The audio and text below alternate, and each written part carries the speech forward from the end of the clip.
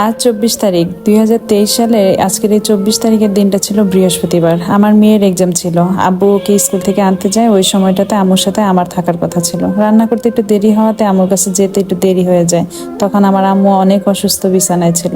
যে দেখি বিছানা সব কিছু সে নষ্ট করে ফেলছে। আমাকে দেখেই সে আতঙ্ক সহ কণ্ঠে বলতেছে যে দেখো আমি কি করছি।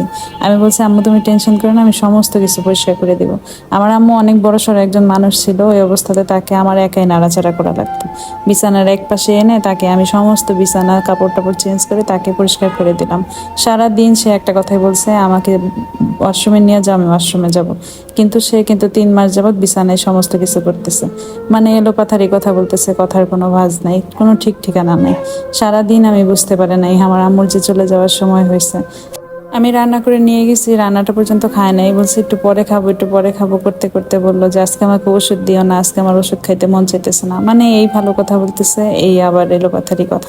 ঠিক এমন করতে করতেই সেদিন পার হয়ে গেল। রাতে 10টা বাজে। আমি আব্বুকে বললাম আব্বু আমি একটু বাসায় যাই। আব্বু একটা কথাই বললো, বাসায় যাই কি করবা, আবার তো আসতেই হবে। আব্বু সে কথার পিছনে যে কি লুকে ছিল আমি তখন বুঝি নাই, কিন্তু এখন বুঝি।